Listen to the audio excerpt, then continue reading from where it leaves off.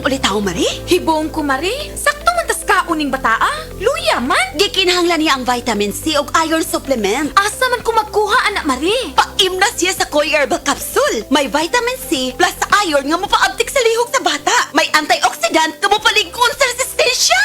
Ang akong gipamati, kapoy akong lawas, overpatik. Yang nakainom ko, goy, nindot pamation ng akong lawas, magaan. Tagdusi 50 lang, no approved therapeutic claims. Oras, gihatod kaninyo sa EXL Magkabuhay. Buhay at makulay ang buhay sa EXL Magkabuhay. Kutis artista ba? Celebrity Beauty Soap na. Ang kinin ang flawless na skin, blemish-free at may kutis porcelana. Dahil yan sa Celebrity Beauty Soap ng SED Marketing. Taglay nito ang glutathione na nakatatanggal ng mga dead skin cells at pinapalitan ito ng mga bago. Nakakatulong din ito sa pagpapaputi ng ating mga balat. At meron din itong papaya extract na nakakatulong sa pagpapakinis ng ating mga balat. Celebrity Beauty Soap with glutathione and papaya extract. Kutis artista ka na, nakagaganda pa. Mga igala, kini si Gulyat. Aduna ko'y bagong na-discovery nga produkto sa SED Marketing. Kini mao ang SED Panyawan Coffee. Lahi kini nga klase sa kape. Siguradong ganahan ka. Kay gawas nga labian, isog, swabe, o ispiso ang timpla niini. Dili kay kanara. Ang SED Panyawan Coffee, usa ka timpla lang nimo, kuntinto ka na. O kini, makapalagsik sa atong kalawasan. Ang mga sagol, natural ug epektibo. Busa, mag-SED Panyawan Coffee na kita. SED Panyawan Coffee, produkto sa SED Marketing Incorporated. Si Mommy at si Washing Machine believe sa Pride Washing Machine Detergent. Hello, Washi! Hello, Mommy! Laundry day na naman! Ready ka na sa mancha, chocolate, putik, libag? Kaya yan ang Pride Washing Machine Detergent. May triple stain-away formula. Tanggal ang makapit, madikit, at malupit na dumit mancha. Easy ang labada. Mula noon hanggang ngayon. All you need is pride. All you need is pride. Pride Detergent, manufactured by ACS Manufacturing Corporation. ISO certified, world-class quality. Para di madaling masira ang ngipin ng pamilya, ngayon pa lang, Unique toothpaste for brushing every after kumain. dahil ang unique toothpaste, may Max Protect formula. Ngipin ay Max Alaga, Max Protectado pa. Helps stop cavities even before they start, while keeping breath fresh with regular use. Unique toothpaste for brushing para siguraduhin ngipin ay Max Alaga, Max Protectado pa. Unique Max Alaga, Max Protectado with unique toothpaste maximum fluoride protection. Manufactured by ACS Manufacturing. ISO certified, world-class quality. Sa mga workaholic, epektibo ang atong Paragis Bila-Bila Herbal Coffee. Sama na lang ni Roland De La Cruz, nga taga Mati, Davao. Roland De La Cruz, sa Purok Isla, Barangay Central, Purok President. Anong ganahan man kay ka sa kape? Sa Bila-Bila Coffee, laskig ang imong lawas o mayo ang imong lihok. Basta laskig niya kondisyon, makalihok kag may sa trabaho. Kung di ka kainom, murag magluya na ka? Murag luya-luya, lahi ra gyud. Tungod kay nindot gyud ang Bila-Bila Coffee. Kini ginamat sa GFMQ Marketing. Kaysa Paragis Bila-Bila, dili na ka mag-agwanta pa. Mga higala, may adlaw ka natong tanan! Kini si Kuya Gulyat ninyong adunay na ilhan nga lamian kaayong tabliya, ang Don Pepe Tablia. Sa kaubot ng kalami, walay mudili, sa Don Pepe nga tablia, kini mao'y paborito. Mag-Don Pepe. Don Pepe Tablia, sarap ni bay. Kung makatilaw ka, magpangita ka. Si Divina Turelo, taga San Isidro, Davao Oriental, nakasinati sa duha ka buwan nga way tarong kaon, way maayong kinatulgan ug grabing kabuhi. Nagpa-hospital, way findings ang doktor. Tumas nga dili mo kaon, nang way tarong kaon ba niya, dili ka tulog. Sige mi ato pasikap, wala may findings, asa na lang mi patambal ato pa niya. Daghan ako ginatik nga kanang herbal, mga himughat nga. Di man gihapon. Pero sa dihang nag-A1? Kami asa kung tulog lagi pa. A1 Dietary Supplement.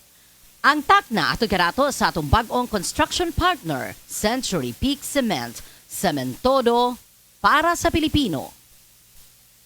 This time check is brought to you by Bingo Plus. Sa Bingo Plus, bingo sa saya, plus sa panalo.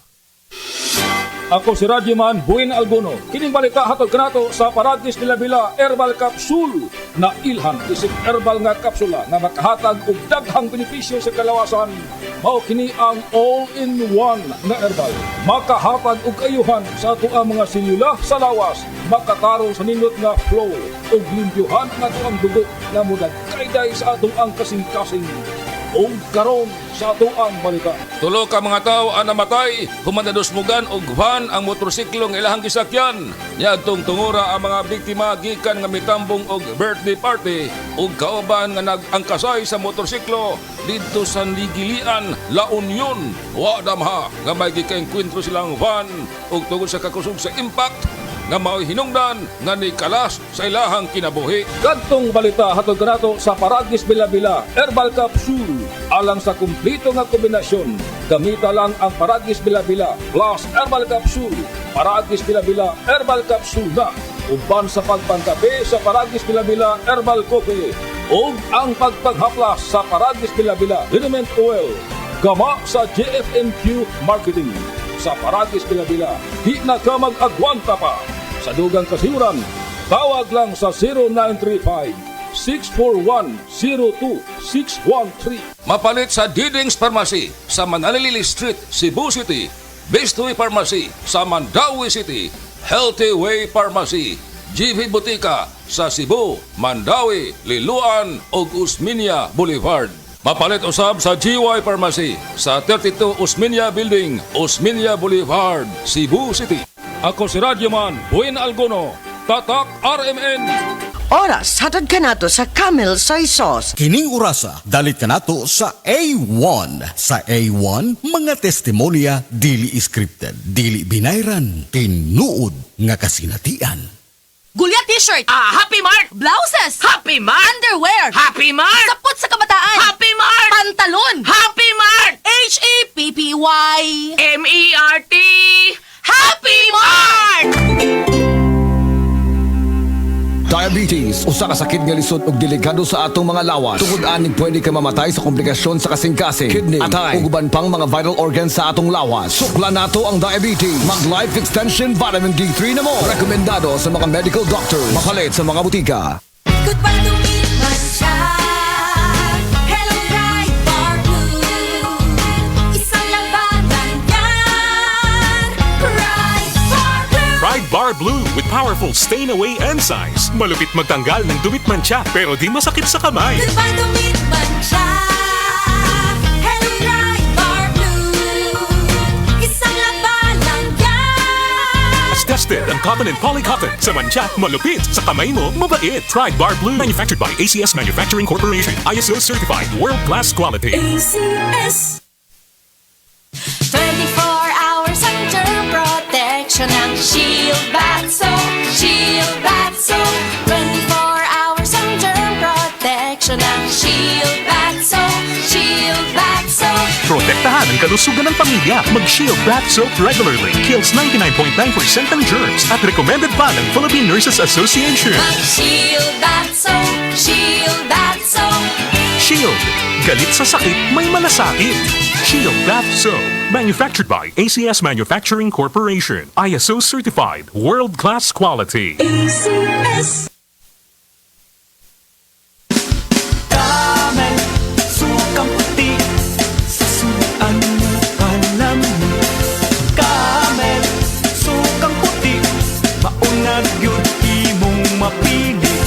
Camel, sukang puti, sasuan mo palamig. Camel, sukang puti, anita na ang sekreto, ang sekreto sa lamig. Ako si Reynalyn Ravanes, football and swimming coach.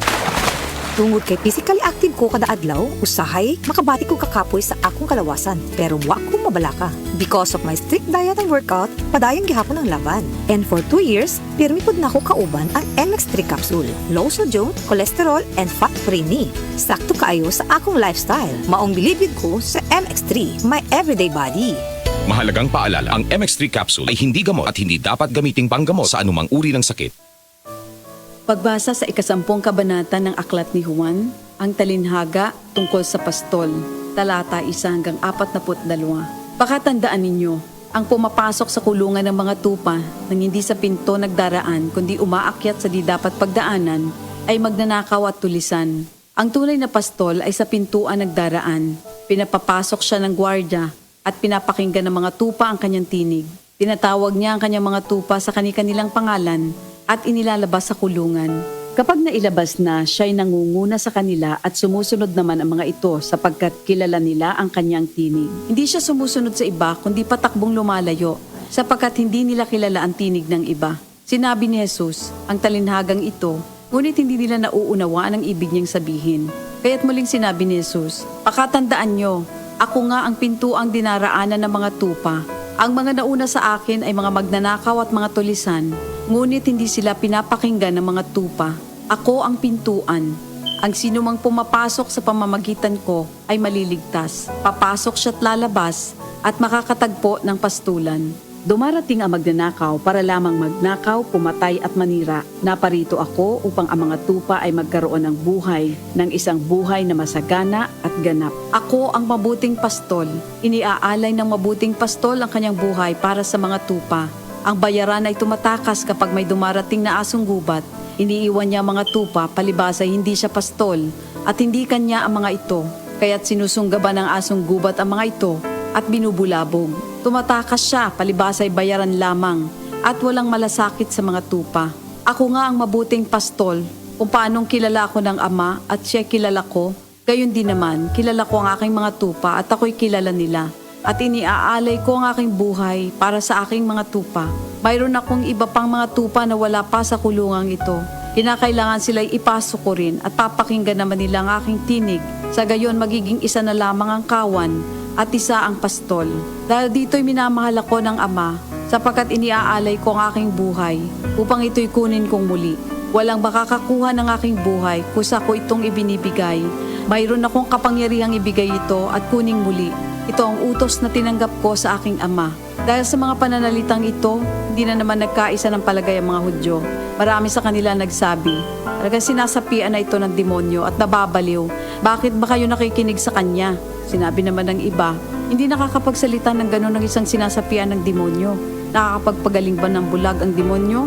Taglamig na noon at kasalukuyang ipinagdiriwang sa Jerusalem ang pista ng pagtatalaga ng templo. At habang naglalakad si Jesus sa templo, sa portiko ni Solomon, pinaligiran siya ng mga Hudyo at sinabi sa kanya, hanggang kailan mo ba kami ilalagay sa alanganin? Kung ikaw nga ang Kristo, sabihin mo na ng tuwiran. At sumagot si Jesus, sinabi ko na sa inyo, ngunit ayaw ninyong maniwala.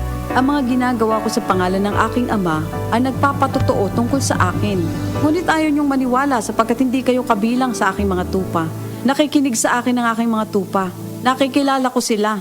Sumusunod sila sa akin. Binibigyan ko sila ng buhay na walang hanggan.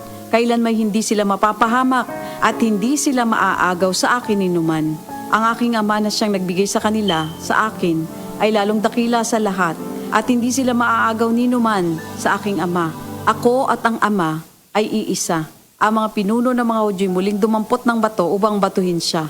Kaya't sinabi sa kanila ni Jesus, marami akong mabubuting gawang ipinakita sa inyo mula sa Ama. Alin ba sa mga ito ang dahilan at ako'y inyong gustong batuhin?